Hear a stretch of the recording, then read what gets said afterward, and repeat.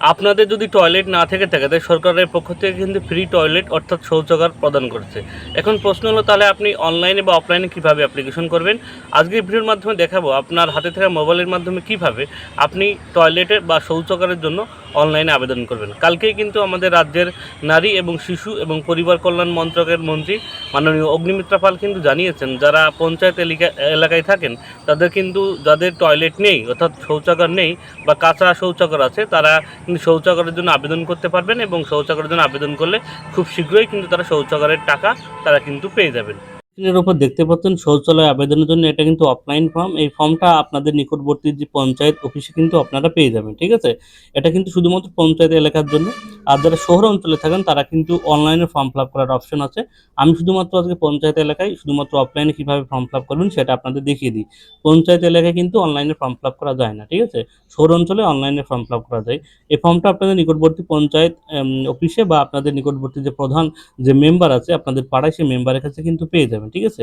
দেখতে পাচ্ছেন এখানে লেখা আছে দ্য ব্লক ডেভেলপমেন্ট অফিসার, এবার যার যে ব্লক সেটা লেখা আছে এবং এখানে দেখতে পাচ্ছেন লেখা আছে শৌচালয়ের করার জন্য আবেদন। এখানে ফর্মটা কীভাবে ফিল আপ করবেন এবং কী কী ডকুমেন্টস লাগবেন সেটা আপনাদের আস্তে আস্তে বুঝিয়ে দিই।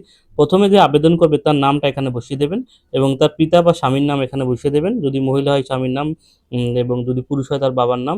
তারপরে এখানে দেখবেন মৌজা, অর্থাৎ এখানে তার মৌজাটা লিখে দিতে হবে, তারপরে তার গ্রামটা লিখতে হবে, তারপরে তার পোস্ট অফিস লিখতে হবে, তারপরে তার পঞ্চায়েত লিখতে হবে এবং তার আধার কার্ড নাম্বারটা এখানেও কিন্তু বসিয়ে দেবেন, ঠিক আছে?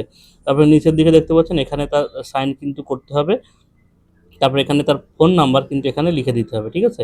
ফোন নাম্বার লিখে দেওয়ার পরে এবার নিচের দিকে আসবেন, দেখতে পাচ্ছেন নিচের দিকে লেখা আছে full signature of VRP supervisor, ঠিক আছে? অর্থাৎ প্রত্যেক পঞ্চায়েতে কিন্তু একজন সুপারভাইজার থাকে, তার সিগনেচার কিন্তু এখানে করতে হবে।